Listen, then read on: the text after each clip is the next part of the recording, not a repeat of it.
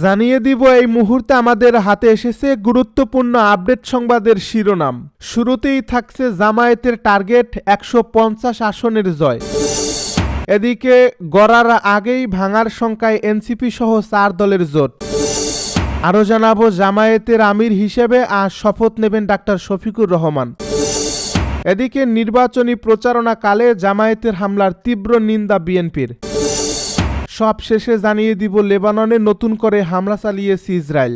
এতক্ষণ শুনছিলেন হাতে থাকা আপডেট সংবাদের শিরোনাম, এবারে বিস্তারিত। তবে তার আগে অনুরোধ রইল ভিডিওটিতে একটি লাইক এবং কমেন্ট করে জানিয়ে দিন ভিডিও সম্পর্কে আপনার মূল্যবান মতামত। আরও জানিয়ে দিন ভিডিওটি কোথা থেকে দেখছেন বা কোন জেলা থেকে দেখছেন। জামায়াতের টার্গেট ১৫০ আসনে জয়।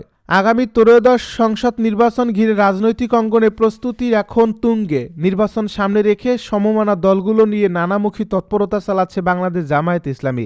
একই সঙ্গে জোটের শরিক দলগুলো নির্বাচনী প্রস্তুতিতে গতি এনেছে। জামায়াত ইসলামী একটি উচ্চবিলাসী লক্ষ্য নির্ধারণ করছে, ন্যূনতম ১৫০টি আসনে জয়লাভ করা।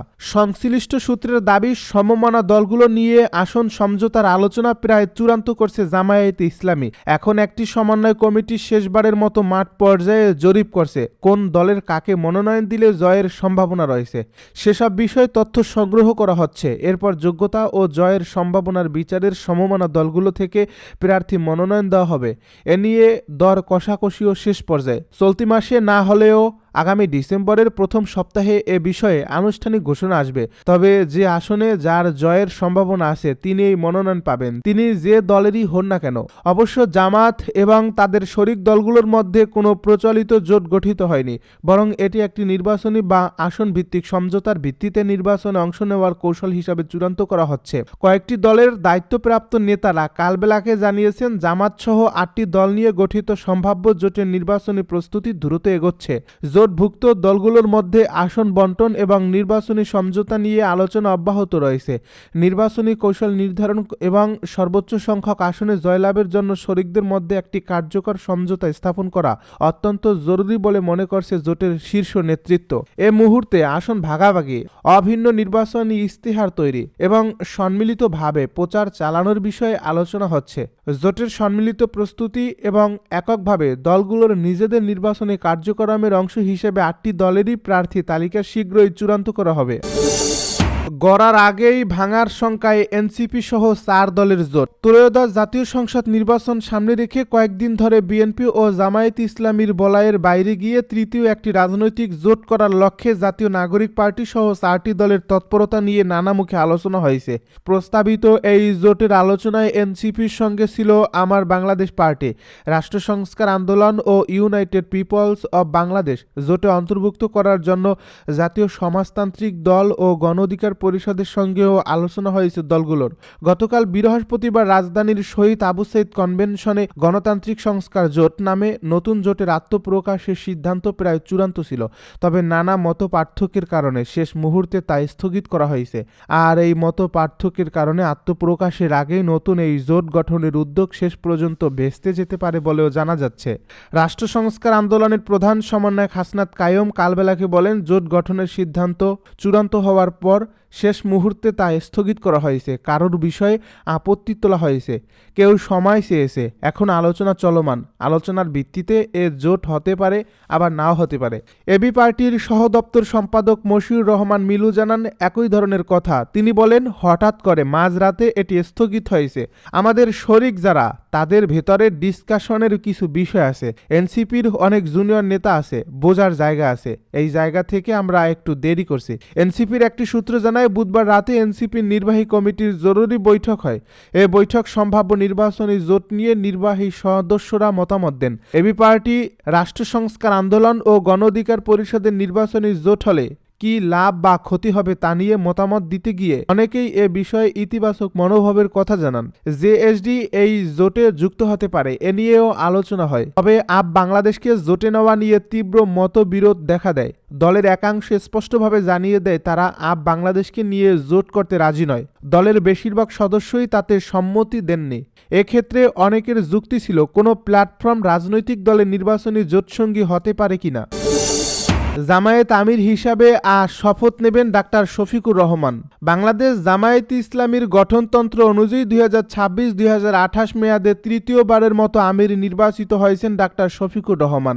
শুক্রবার সন্ধ্যা 6:30টায় রাজধানীর মগবাজারে আল ফালা মিলনায়তন তার শপথ গ্রহণ অনুষ্ঠিত হবে। বৃহস্পতিবার এক বিজ্ঞপ্তিতে দলটির পক্ষ থেকে জানানো হয় 28 ও 29 নভেম্বর বাংলাদেশ জামায়াতে ইসলামীর কেন্দ্রীয় মজলিসে সূরার বার্ষিক অধিবেশন অনুষ্ঠিত হবে।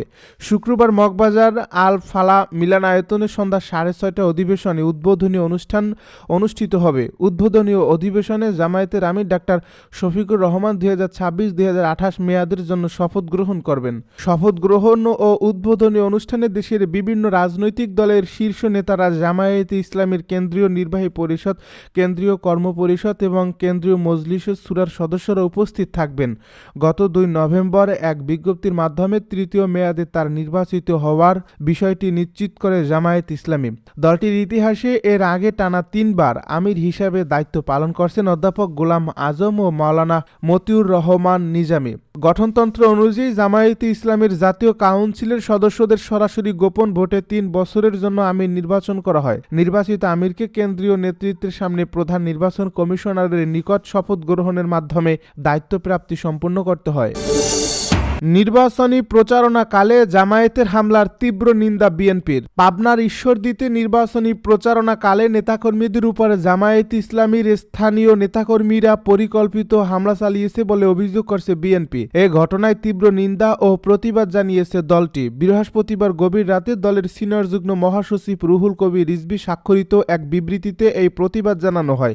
এ বিবৃতিতে বলা হয়, আজ বিকেলে পাবনার ঈশ্বরদীতে নির্বাচনী প্রচারণাকালে বিএনপি নেতাকর্মী ও নিরীহ সাধারণ জনতার উপর স্থানীয় জামায়াতে ইসলামীর অস্ত্রধারী কর্মীদের পরিকল্পিত হামলার তীব্র নিন্দা ও প্রতিবাদ জানাচ্ছে বিএনপি। পরিকল্পিত আক্রমণের এ ঘটনায় প্রায় অর্ধশতাধিক বিএনপি নেতাকর্মী আহত হয় চিকিৎসাধীন। জামায়াতে ইসলামী মনোনীত স্থানীয় সংসদ সদস্য প্রার্থী আবু তালেব মণ্ডল স্বয়ং এই আক্রমণের নেতৃত্ব দিয়েছেন উল্লেখ করে বিবৃতিতে আরও বলা হয়, নির্বাচনী প্রচারণাকালে জামায়াত নেতাকর্মীরা তাদের সহজাত ধর্মীয় প্রলোভন ও জান্নাতের টিকিট বিক্রির মতো আপত্তিকর বিষয়কে নির্বাচনী প্রচারের উপকরণ হিসেবে ব্যবহার করায় ধর্মপ্রাণ সাধারণ মানুষ তার প্রতিবাদ করলে জামায়াত কর্মীরা তাদের উপর মার মুখে আক্রমণ করে। পরবর্তীতে বিএনপির শান্তিপূর্ণ প্রচারত নেতাকর্মীরা অতর্কিত বিনা প্রচারণায় তাদের আক্রমণের শিকার হন।